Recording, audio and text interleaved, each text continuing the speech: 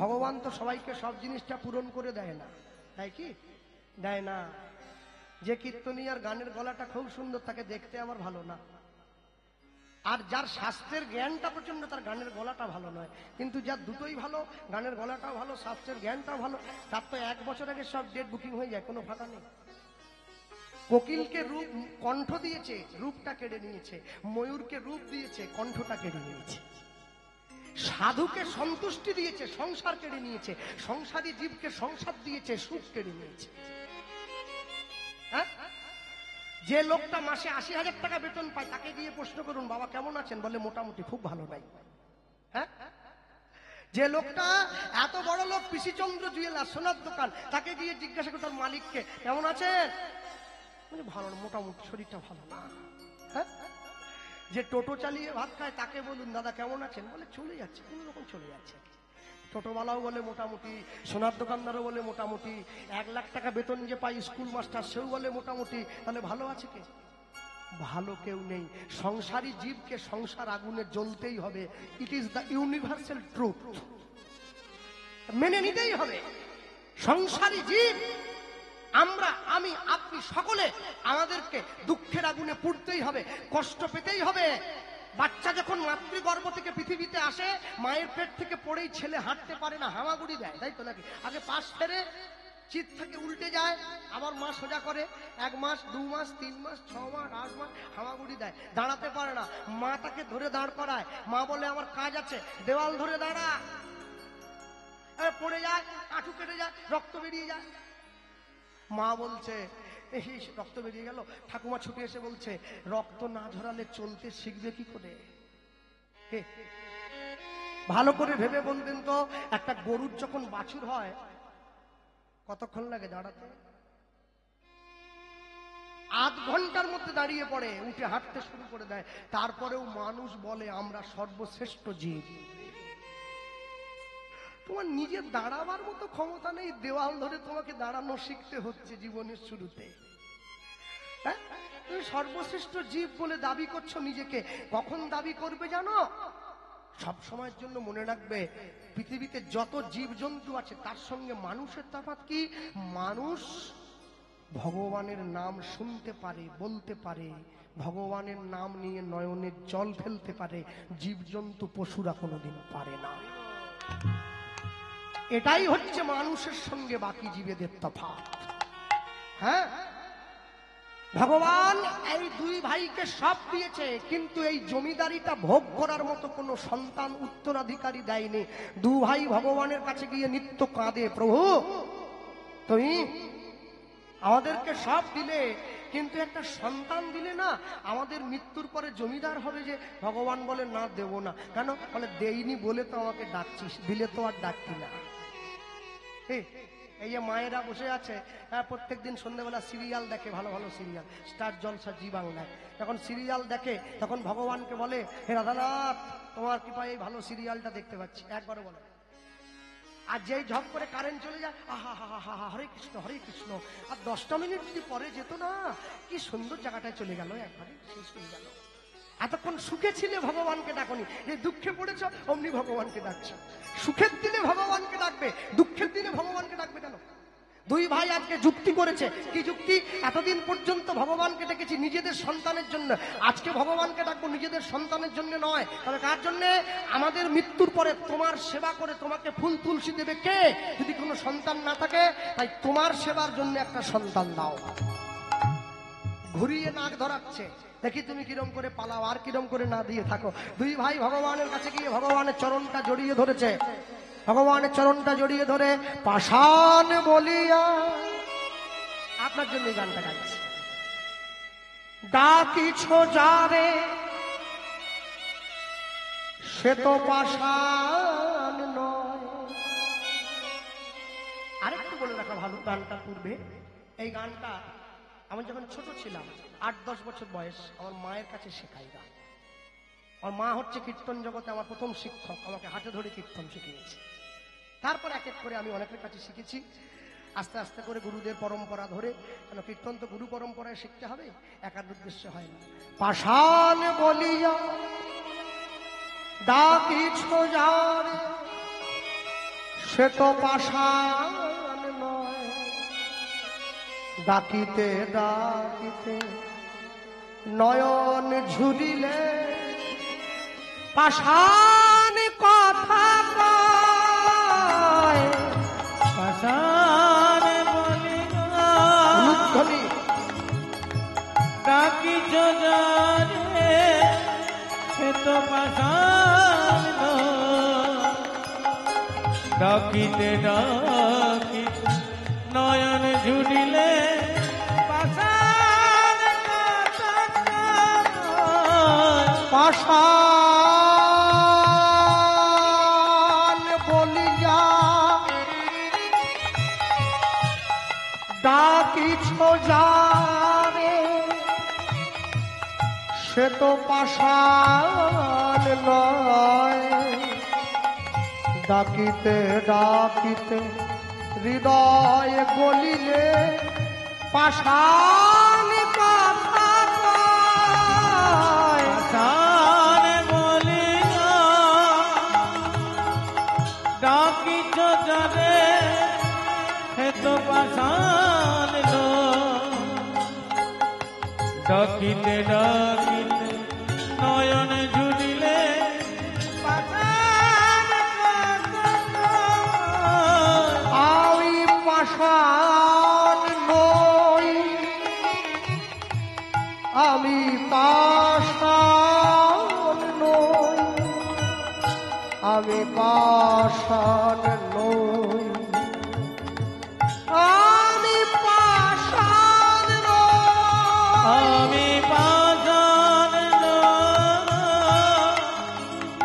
আমি পাষাণ নই, আমি পাষাণ নই, আমি পাষাণ নই। কি দিয়া তোমায় বুঝিব বলো, কি আছে মোর সম্বল, কি দিয়ে তোমায় বুঝিব বলো, কি আছে মোর সম্বল। কি দিয়া তোমায় বুঝিব বলো, কি আছে মোর সম্বল, কি দিয়ে তোমায় বুঝিব বলো, কি আছে মোর সম্বল।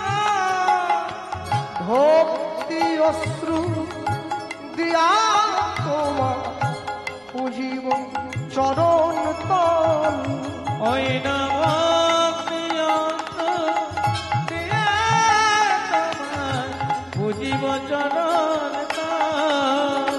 নানা পাষাণ বলিয়া ডাকিছ যারে সে তো পাষাণ নয়, ডাকিতে ডাকিতে হৃদয় ঝুরিলে পাষাণ কথা কয়। ওই না পাষাণ বলিয়া ডাকিছ জানে সে তো পাষাণ নয়, ডাকিতে ডাকিতে নয়ন ঝুরিলে পাষাণ কথা কয়।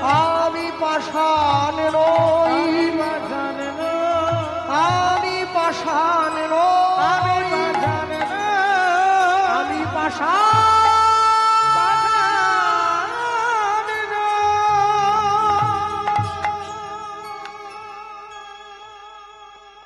ভগবান সব সইতে পারে, দুটো জিনিস পারে না, একটা ভক্তের অহংকার, একটা ভক্তের চোখের জল।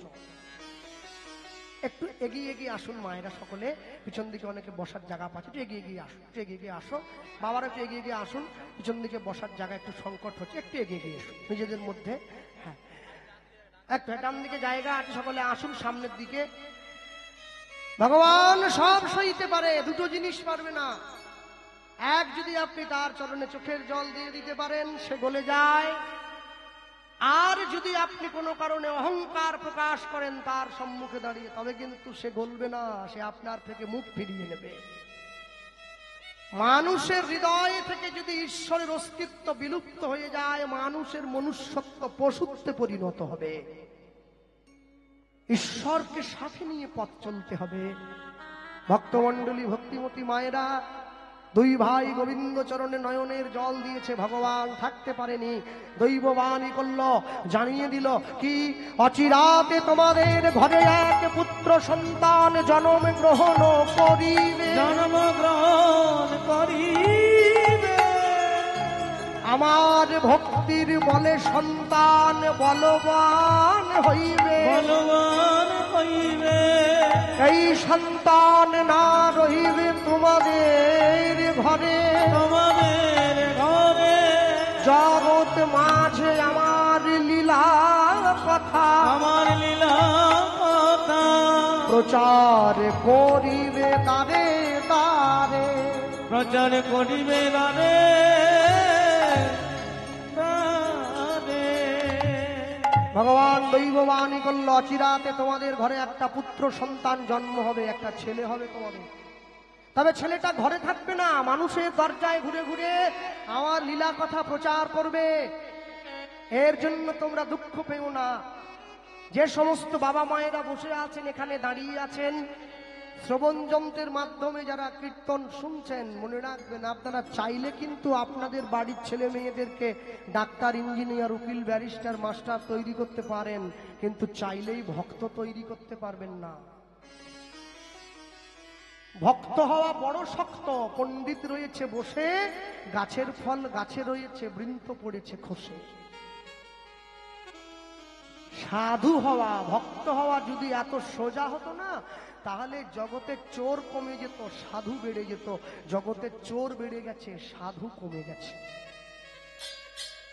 মানুষ চাইলে জীবনে অনেক উঁচু জায়গায়, পয়সা আপনাকে অনেক উঁচুতে নিয়ে যেতে পারে, আপনি পয়সাকে উপরে নিয়ে যেতে পারবেন না, রেখে চলে যেতে হবে। হ্যাঁ, সারা জীবন ধরে শুধু আমার আমার করলেন, ছেলে আমার, মেয়ে আমার, গাড়ি আমার, বাড়ি আমার, টাকা আমার, পয়সা আমার। 10 মিনিটের জন্য কৈলাম থেকে নেপালগঞ্জের অটোতে উঠে অটোর সিটে রুমাল রেখে দিয়ে বলেন সিট আমার। কিন্তু আমি কোনোদিন ভাবিনি সব যদি আমার, তবে আমি কার? যেদিনকে আমার দুটো চোখ বন্ধ হয়ে যাবে, আমি দেখবো আমার সামনে সব সরকারি খামার। সপ্তরথী মিলে অভিমন্যুকে মেরে ফেললো কুরুক্ষেত্রের যুদ্ধে গিয়ে। মা যখন শুনছিল, অর্জুন যখন বলছিল, ছেলেটা জেগেছিল, মা ঘুমিয়ে পড়েছে, ছেলেটাও ঘুমিয়ে পড়েছে। ঢুকে যাওয়ার পথটা শুনেছে, বেরিয়ে আসার পথটা শুনতে পায় নাই। কুরুক্ষেত্রের মাঠের দিকে তাকালে হবে না, সংসার রূপী কুরুক্ষেত্রের মাঠের দিকে তাকিয়ে দেখো। এইখানে ঢুকে যাওয়া সহজ, বেরিয়ে যাওয়া খুব কষ্ট। চার দিক থেকে তোমাকে ঘিরে রেখেছে। জীবনের শুরুতে পড়েছিলাম অকার, তারপরে পড়লাম অয়ের পরে একটা আকার দিলে আকার, আমি কার। তারপরে ওকার, একার, রিকার, হস্যইকার, দীর্ঘইকার, লাস্টে গিয়ে কি পড়ছি লিকার। লিকার কোনটাকে বলে? দুধ চা নয়, লিকার। তারপরে একার, ঐকার, কালীর আকার, দুর্গার আকার, শিবের আকার, কৃষ্ণের আকার। তুমি যেদিনকে জীবনের শেষ পর্যায়ে গিয়ে ঈশ্বর দর্শন করবে, তুমি দেখবে সে নিরাকার, সবের মধ্যেই সে আছে। নিতাই গৌর প্রেমানন্দে হরি বল, হরি বল। হ্যাঁ, সব কিছুর মধ্যে যাহা যাহা নেত্র পড়ে, তাহা তাহা কৃষ্ণ স্ফুরে। সনাতন গোস্বামী পাদ বলছেন, যেখানে যেখানে আমার চোখ পড়ছে, আমি সব জায়গায় কৃষ্ণকে দেখতে পাচ্ছি। জয়নিতাই দাস বলে একজন ভক্ত ছিলেন সমাজ বাড়িতে। তিনি রাত্রেবেলা বৈষ্ণব সেবার নিমন্ত্রণ গ্রহণ করতে গেছেন। গভীর রাত্রে ফিরে এসেছেন, প্রচন্ড ঠান্ডা। এসে দেখছেন একটা রাস্তার কুকুর তার বিছানার মধ্যে উঠে গুড়ি সুড়ি দিয়ে ঘুমোচ্ছে। তো বাবাজি মশাইয়ের গায়ের কম্বলটা খুলে কুকুরটার গায়ে চাপিয়ে দিয়েছেন, নিজে সারা রাত ঠান্ডা মাটিতে কুকুরে শুয়ে আছেন। সকালবেলা শিষ্য ভক্তরা এসে দেখি কি গুরুদেব নিচে শুয়ে আছে আর কম্বল গায়ে দিয়ে কুকুর ঘুমাচ্ছে খাটে। সবাই মিলে কুকুরটাকে যে দাঁড়াতে গেল, অমনি সঙ্গে সঙ্গে নিতাই দাস বাবাজি উঠে, ভাই দাঁড়াও, দাঁড়াচ্ছ কেন? বলে গুরুদেব আপনি নিচে ঘুমিয়ে আছেন, কুকুরটাকে খাটে ঘুমিয়েছেন। বলে তবেই তো তোরা শিক্ষা পাবি রে। নিজেকে যত নিচে রাখতে পারবো তত তার চরণে যেতে পারবো। মানে পা তো আর মাথায় লাগানো থাকে না, পায়ে ধরতে গেলে নিচের দিকে নামতে হয়। যদি পেতে চাও কিছু, মাথা করবে নিচু। যে যত অবনত সে হবে তত উন্নত। যে নিজে বড় বলে বড় সে নয়, লোকে যারে বড় কহে বড় সেই তো হয়। দুই ভাই ভগবানের ঘর থেকে এসে নিজেদের চোখের জলটা মুছে দাঁড়িয়ে ভগবানকে বলছে, প্রভু তুমি সন্তান দেবে। এক ভাই আরেক ভাইকে বলছে, ভাই ভগবান তো সন্তান দেবে বললো, কিন্তু ভগবান যে বললো আমাদের ছেলেরা নাকি সাধু হয়ে যাবে, তাহলে হোক না, হোক না। তবু মানুষের কাছে গর্ব করে তো বলতে পারবো আমাদের ছেলেটা সাধু, চোর নয়। লোকের কাছে বলতে পারবো আমাদের ছেলেটা নেতা নয়, মন্ত্রী নয়, চোর নয়, গুন্ডা নয়, বদমাশ নয়, আমাদের ছেলেটা সাধু হয়েছে। বাহ বাহ। ছোট ভাই ছুটে গিয়ে বড় ভাইয়ের হাত ধরে বলছে, ভাই সব ঠিক আছে, কিন্তু ছেলেটা কার ঘরে হবে ভগবান তো এটা বললো না। দুজনে মিলে তাকে ডাকলাম, বলে এটা নিয়ে ভাবার কিছু নেই, যার ছেলে হবে আরেক ভাইয়ের সম্পত্তি তো ওই ছেলেটাই পাবে, আমাদের কে আছে। বড় ভাই হিরণ্য দাসের ঘরে কোনো সন্তান হয় নাই, ছোট ভাই গোবর্ধন দাসের স্ত্রীর কোল আলো করে একটা পুত্র সন্তানের জন্ম হয়েছিল। বড় ভাই ছুটে এসেছে সম্পত্তির কাগজটা নিয়ে, ভাই আমার তো কেউ নেই, আমি চাই আমার সম্পত্তির অধিকারটা তোর ছেলে। তাহলে তোর ছেলে যদি আমার সম্পত্তির অধিকারটা পায়, তাহলে তোর ছেলের বাবা হওয়ার অধিকারটা খাতায় কলমে আমাকে একটু দে। ঠিক আছে, এই ছেলেটার নাম দিলাম, ছেলেটার বাবার নাম হবে হিরণ্য গোবর্ধন দাস। দুই ভাইয়ের নাম মিলিয়ে নাম রাখা হলো। গ্রামের মানুষ ছুটে এসেছে, জমিদার মশাই রামচন্দ্র যেমন করে নিজের রাজ্যের প্রজাগণকে পালন করত, আপনার সন্তান তেমনি ভাবে আমাদেরকে লালন পালন করবে। ছেলেটার নাম দিন রঘুনাথ। রঘুনাথ দাস 10 বছর বয়স হয়েছে, পড়াশুনো করতে হবে। আগেকার দিনে নিয়ম ছিল গুরুদেবের আশ্রমে থেকে লেখাপড়া করতে হতো, সমাজ ছিল গুরুকুল। ইংরেজরা এসে গুরুকুলটা তুলে দিল, বানিয়ে ফেললো স্কুল। হ্যাঁ, শিক্ষা যদি নাঙল চালায়, মূর্খ যদি করে দেশের শাসন, অনিবার্য হবে ভাই এই সমাজের পতন। যাকে যে জায়গায় খাটে, কেউ বা মাঠে, কেউ বা ঘাটে, কেউ বা রাজপাটে, ওই খাটে কি কুবজা খাটে, যে খাটে রাধা রানী খাটে। সবার জন্য সব জায়গা নয়। ভক্তমন্ডলী মায়েরা, রঘুনাথ দাসের গুরুদেবকে হুগলি জেলার চাঁদপুরে বলরাম আচার্য প্রভু রঘুনাথ দাসের গুরুদেব সোনার পালকিতে করে রঘুনাথ দাসকে নিয়ে যাচ্ছে। লক্ষ্য রাখো, আমি কথা দিলাম তোমাদের, এই 3 ঘন্টা যদি এক মনে লক্ষ্য রাখো আমার কথার দিকে, একবার হলেও তোমাদের চোখে জল আসবে। রঘুনাথ দাসের বৈরাগ্য পাষাণের সমান। 100 কোটি টাকার মালিকের ছেলে, শেষ পর্যন্ত পরিণতিটা কি হয় দেখো। সোনার পালকি ছিল, সেই পালকিতে করে রঘুনাথ দাস গুরুদেবের আশ্রমে যাচ্ছে পড়াশুনো করতে। গুরুদেব দাঁড়িয়ে রয়েছে, বলরাম আচার্য প্রভু। রঘুনাথ আসছে, জমিদারের ছেলে, সোনার পালকি থেকে নেমে গিয়ে গুরুদেবের চরণটা জড়িয়ে ধরেছে। কেউ শিখিয়ে দেয়নি, কি বলছে, জয় জয় শ্রী গুরু, গুরু আমার প্রেম কল্প তরু। লুদ্ধলি হরি বল, জয় জয় শ্রী গুরু, গুরু আমার প্রেম কলপ। বড় অদ্ভুত অদ্ভুত যাক পরকাশ, বড় অদ্ভুত যাক পরকাশ, বড় অদ্ভুত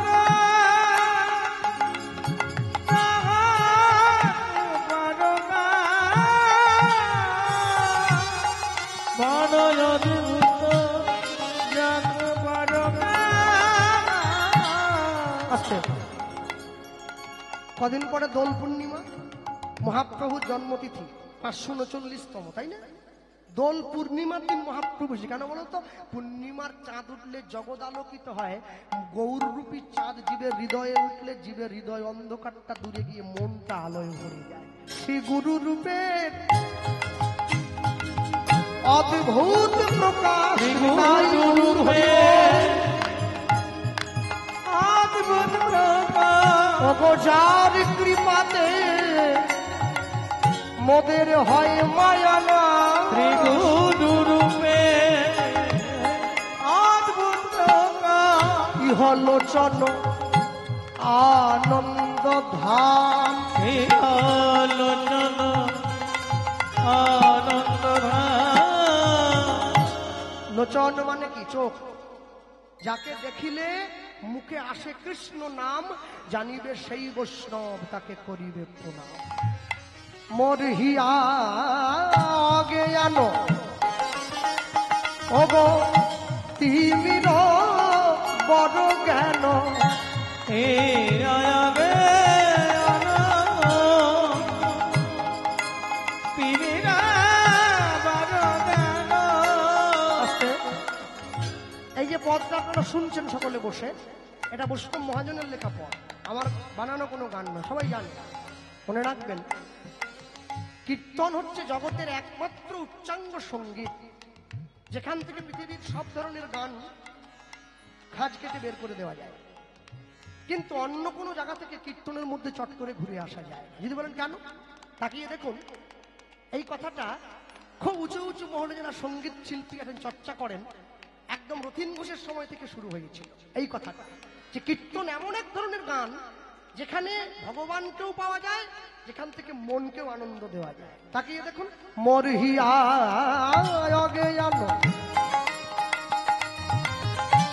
তিমির বড় জ্ঞান। আচ্ছা, এটা কীর্তনের সুরে বাঁধা এই জায়গাটা, এটা অন্য কোনো সুর না, কীর্তনের সুর। আচ্ছা, আমি যদি গাই, বেহাগ যদি না হয় রাজি, বসন্ত যদি নয়া যাসে, এই আসরে ইমন তুমি থাকো বন্ধু আমার পাশে। বেহাগ যদি না হয় রাজি, অগো বসন্ত যদি নয়া যাসে, এই আসরে ইমন তুমি থাকো বন্ধু আমার পাশে। সুজি সুরটাকে আরেকটু কোমল করি। তোমার ভুবনে ফুলের মেলা, আমি কাঁদি সাহারায়। তোমার ভুবনে ফুলের মেলা, আমি কাঁদি সাহারায়। ও কমলিকা, ও কমলিকা, বুঝিলে না আমি কত অসহায়। তোমার ভুবনে ফুলের মেলা, আমি কাঁদি সাহারা। তোমার ভুবনে ফুলের মেলা, আমি কাঁদি সাহারা। যদি গানটাকে আমি আরো কোমল করি, কি নেমে আসে? আগুনের পরশমণি ছোঁয়াও প্রাণে, এ জীবন পূর্ণ কর, এ জীবন পূর্ণ কর, এ জীবন পূর্ণ কর, এ জীবন পূর্ণ কর দহন দানে। আগুনে পরশমণি ছোঁয়াও প্রাণে। আবার যদি জায়গায় ফিরে যাই, মরহিয়া জ্ঞান ওগো তিমির বড় জ্ঞান। লুদ্ধন